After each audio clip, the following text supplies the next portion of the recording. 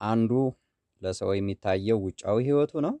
ሌላኛው ደግሞ እግዚአብሔር ብቻ የሚያየው ውስጣዊ ህይወቱ ነው። የልባችንን ለልባችን ሰው ማወያየት በውስጣችን የሚንቀለቀለውን፣ የሚያስጨንቀንን፣ የሚያሳስበንን ጉዳይ ያበርድልናል። ስሜታችን፣ ቁስላችንን የሚፈውሰው ለልባችን ሰው በምንናገረው ጊዜ ነው እንጂ በውስጣችን ለሌለ ስለኛ ስለማያስብ ሰው ምንናገረው ከሆነ መልስ ልናገኝበት ወይም ደግሞ ልንጠቀምበት አንችልም። የበለጠ ሊያሳዝነን የበለጠ ደግሞ ተስፋ ሊያስቆርጠን ስለሚችል ማለት ነው። የውስጥን በውስጥ መያዝ የጥበብና የጽናት ውጤት ነው። ጥበበኛ ሰው፣ ጽናት ያለው ሰው፣ የውስጥ ሰው ልቡን ውስጡን የሚረዳው ሰው እስከሚመጣ ድረስ ዝም ብሎ የተሰማውን ሁሉ ለማንም የሚናገር አይደለም። የውስጡን በውስጡ ይዛል፣ ለእግዚአብሔር ብቻ ያቀርበዋል ማለት ነው። ቅዱስ አስጥራጵዮስ የተባለ አንድ አባት ምን ይላል? የውስጥህን ወይም ደግሞ የነፍስህን ምስጢሯን ለማንም አትግለጽ። ይህንን ስታደርግ ማለት እውነተኛ ወዳጅ ከሌለህ ማለቱ ነው። ይህንን ስታደርግ ላገኘኸው ሰው ስትዘራ ወይም ስትናገር ዲያብሎስ ይህንን ይቀርጸውና አንተን ተስፋ ለማስቆረጥ ብዙ ስራዎችን በዛ ሰው ላይ አድሮ ሊሰራ ይችላልና ስለዚህ ለማንም ልትገልጥ አይገባህም ይላሉ እኚህ የበረሃ አባት ማለት ነው። የውስጥ ሰው በእግዚአብሔር ዘንድ ውስጥ የተወደደ እግዚአብሔርን የሚያውቅ እግዚአብሔርን የሚፈራ እውነተኛ መንፈሳዊ ሰው ነው እና ያንን አይቶና መርምሮ መናገር በጣም አስፈላጊ ነው ማለት ነው። ፈውስ ለማግኘት የሚረዳው በዚያ መንገድ ስንሄድ ነው። አባ አርስጣጤዎስ እንደሚናገሩት ደግሞ ምን ይላሉ? ያለህን በእግዚአብሔር ውስጥ ጠብቅ፣ ምስጢርህን ለማይገባ ሰው አትግለጥ በማለት ይናገራሉ እኚህ ባህታዊ የበረሃ አባት። ስለዚህ የውስጣችንን ለትክክለኛው መንፈሳዊ ሰው ለትክክለኛው ለኛ ለሚያስብ ሰው የውስጣችንን የልቦናችንን መናገር አለብን ማለት ነው። መጽሐፍ ቅዱስ ለትዕግስተኛ ሰው ብዙ መስተዋል አለው ይላል ጠቢቡ ሰሎሞን ምዕራፍ 14 ቁጥር 29 ላይ። ትዕግስተኛ መሆን አስፈላጊ ነው። መታገስ ስለሚገባው ሰው ለማን ነው ምንን የምነግረው፣ በምን ሁኔታ ነው የምነግረው፣ እንዴት ሊያግዘኝ ይችላል የሚለውን በማስተዋል መናገር ጥበብን፣ ትዕግስትን የሚጠይቅ ነው ማለት ነው። የስነ ልቦና ምሁር የሆነው ዶክተር ዳንኤል ምን ይላል ደግሞ? ስሜትን ወዲያውኑ ማውጣት ሳይሆን በተገቢው ጊዜ ለተገቢው ሰው ማውጣት የስሜት ብልህነት ምልክት ነው ይላል። የተሰማንን፣ ያሳዘነንን፣ የተጎዳንበትን ነገር ወዲያውኑ ማውጣት እርሱ አስፈላጊ አይደለም፣ እሱ መልካም አይደለም። በተገቢው ጊዜ በትክክለኛ ሊረዳ፣ ሊያግዝ፣ ሊመክር፣ ሊያስተምር ለሚችለው ጊዜ ለሚችለው ሰው ጊዜን ጠብቆ መንገር፣ መግለጽ ይሄ ትክክለኛው ማስተዋል ነው ይላል ዶክተር ዳንኤል። ስለዚህ ጊዜ ያስፈልጋል። ጊዜ እስኪገኝ ድረስ መጠበቅ ያስፈልጋል። ወርቅ በእሳት እንደሚጠራው ውስጣዊ ህይወታችንም በትዕግስት ይጠራልና ጊዜን መጠበቅ በጣም አስፈላጊ ነው። ጊዜ ክፉውን ወደ መልካም የምንቀይርበት መድረክ ነው። ተቀይሮ የምናይበት መድረክ ነው። ራሱ እግዚአብሔር በጊዜ ውስጥ ክፉውን ነገር ይቀይርልናል። ስለዚህ ወደ እግዚአብሔር መቅረብ በጣም ወሳኝ ነው። ቅዱስ ዮሐንስ አፈወርቅ ጠላትህ በእሳት ሲቃጠል አትደሰት፣ እግዚአብሔር እንዲጠላው ወይም እንዲያጠፋው አትጸልይ፣ ይልቅስ ከእሳት እንዲያወጣው ጸልይለት ይላል። የጎዳችሁ ሰው ካለ፣ ያሳዘናችሁ ሰው ካለ፣ የከዳችሁ ሰው ካለ እንዲጠፋ መጥፎ እንዲደርስበት ሳይሆን እግዚአብሔር ከዛ መጥፎ ህይወቱ እንዲያወጣውና መልካም ሰው እንዲያደርገው ድጋሜም ሌሎችን የሚጎዳ ሰው እንዳይሆን እግዚአብሔር እንዲመክረው፣ እንዲያስተምረው፣ መልካም ሰው እንዲያደርገው መጸለይ ያስፈልጋል ነው እያለን ያለው። ስለዚህ ጊዜን እግዚአብሔር ለሰው ልጆች የሰጠው ወይም ደግሞ ለኛ የሰጠን ክፉ ላደረገብን መልካም እንድናደርግለት ነው የተሰጠን እድሜ። አሁን እኛ በህይወት ያለ ነው ክፉ ላደረጉብን ሰዎች መልካም እንድናደርግ ነው። መጽሐፍ ቅዱስ ጠላትህን ውደድ ነው የሚለንና ጠላታችን የምንወድበት ለጠላታችን መልካም ነገር የምናደርግበት ነው ጊዜ ማለት ነው። መጽሐፍ ቅዱስ ጳውሎስ ሮሜ ምዕራፍ 12 ቁጥር 20 ላይ ጠላትህ ቢራብ አብላው፣ ቢጠማ አጠጣው፣ ይህንን በማድረግህ በራሱ ላይ የእሳት ፍም ትከምራለህ ይላል።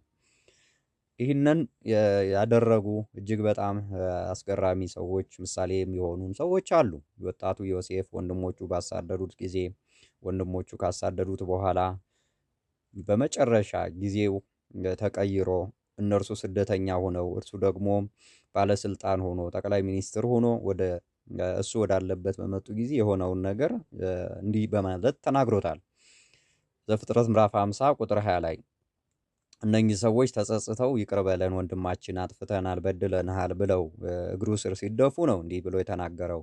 እናንተ በእኔ ላይ ክፉ አሰባችሁ፣ እግዚአብሔር ግን በዛሬው ዕለት እንደዚህ ይህንን ሕዝብ ሕይወት ያድን ዘንድ መልካሙን አሰበ አላቸው።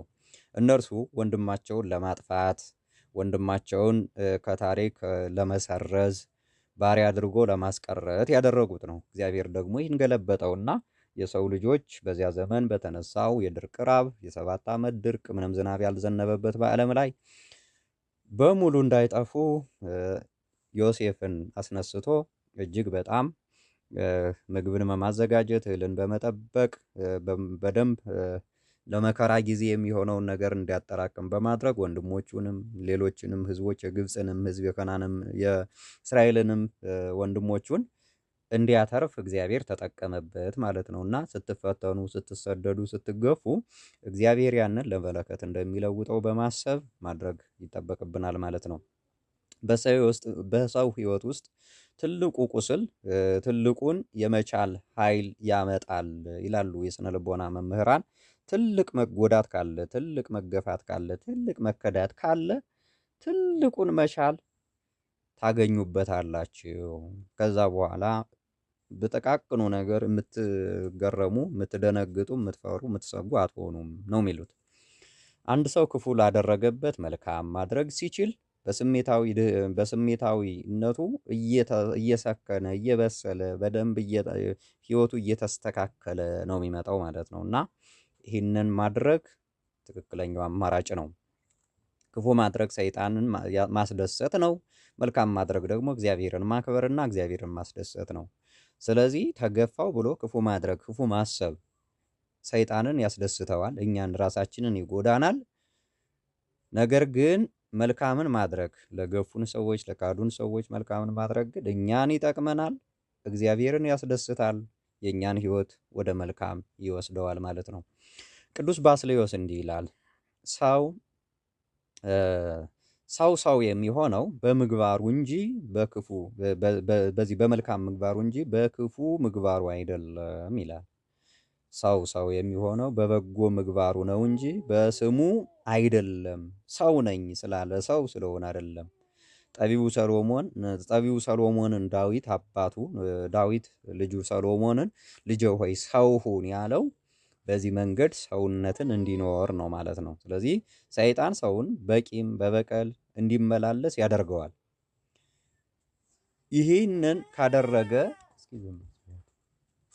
ይህንን ካደረገ ስለዚህ ሰይጣን እየተሳካልን ነው ማለት ነው። ስለዚህ ለሰይጣን ስኬት መስራት የለብንም ነው። አባ ጴሜን እንዲህ ይላሉ፣ ክፋት በክፋት አይጠፋም፣ ክፋት የሚጠፋው በበጎነት ነው ይላሉ አባ ጴሜን።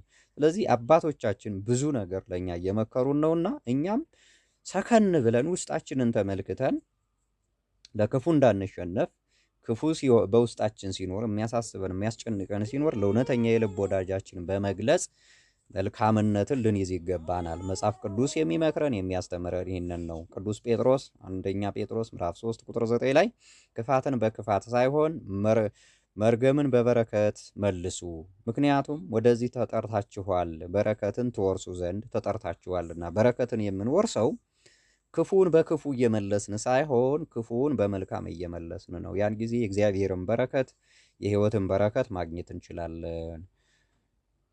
ክፉን በመልካም አሸንፉ እንጂ በክፉ አትሸነፉ። ቅዱስ ጳውሎስ ደግሞ ሮሜ ምዕራፍ 12 ቁጥር 21 ላይ በክፉ አትሸነፉ፣ ነገር ግን ክፉን በመልካም አሸንፉ፣ ክፉ ሲደረግ ክፉ መመለስ ማለት ምን ማለት ነው ከተባለ በክፉ መሸነፍ ማለት ነው። የተሸነፈ ሰው ነው ክፉ ላደረገበት ክፉ ሳልመልስ አልተኛም የሚለው እርሱ ቀድሞ በልቦናው በስነ ምግባሩ በመንፈሳዊ ሕይወቱ የተሸነፈና የዲያብሎስ ባሪያ የሆነ ወይም በዲያብሎስ ቁጥጥር ውስጥ የዋለ የዲያብሎስን ስራ ለመስራት ይንቀሳቀሳል ማለት ነው። ስለዚህ ክፉን በክፉ አትመልሱም። የስነ ልቦና ልሂቃን ምን ይላሉ? የበቀል ስሜት ለጊዜው ደስታን ይሰጣል ይላሉ። የበቀል ስሜት ያላቸው ሰዎች ሲበቀሉ ለጊዜው ደስ ሊላቸዋል፣ ነገር ግን ከፍተኛ የሆነ የህይወት ምስቅልቅል ያመጣል እና የበቀል ስሜት ለጊዜው ደስ ያሰኛል ይሉና ነገር ግን ይቅርታና መልካም ማድረግ ግን የልብ ህመምን፣ የደም ግፊትን፣ ጭንቀትን፣ ከመጠን በላይ መጨነቅን የሚያስወግድ እውነተኛ መድኃኒት ነው ብለው የስታንፎርድ ዩኒቨርሲቲ ጥናት ምርምር ውጤት ነው ይሄ ይህንን ይናገራሉና ስለዚህ ይቅር ማለት እጅግ ትልቅ የጤና ፈውስ፣ ትልቅ መንፈሳዊ ጤንነት፣ በማህበራዊ ጤንነት፣ ቤተሰባዊ ጤንነት የሚያሰጥ ነው ማለት ነው እና ለዚህ ይህንን መውሰድ መቻል አለብን። እንግዲህ የእግዚአብሔር ልጆች የድንግል ማርያም የኪዳነ ምሕረት ወዳጆች ምን ነገሮች ነው ከዚህ የምንወስደው ካልን፣ አንደኛ ሚስጥራችንን እንጠብቅ። ሁሉም ሰው የውስጣችንን ማወቅ አይገባውም። የተመረጠ ሰው የልብ ሰው ብቻ የኛን ሚስጥር ሊያውቅ ይገባዋል። የውስጣችን ለውስጥ ሰው ማቅረብ ማወያየት ይጠበቅብናል ነው። ሁለተኛ ክፉ ላደረገብን ክፉ አንመልስ። እግዚአብሔር የሰጠንን ጊዜ ለመልካም ነገር እንጠቀምበት እንጂ ለክፉ ነገር አንጠቀምበት። ሶስተኛ እግዚአብሔርን እናክብር። ክፉ በማድረግ ሰይጣንን አናስደስተው። ይህን ልናደርግ ይገባናል። እንደ ዮሴፍ ከጉድጓድ ወደ ዙፋን፣ እንደ ኢዮብ ከፈተና ወደ እጥፍ በረከት እግዚአብሔር ሁላችሁንም ያውጣችሁ፣ ያሻግራችሁ፣ በበረከት ላይ በረከትን ይስጣችሁ። እግዚአብሔር ከእናንተ ጋር ይሁን።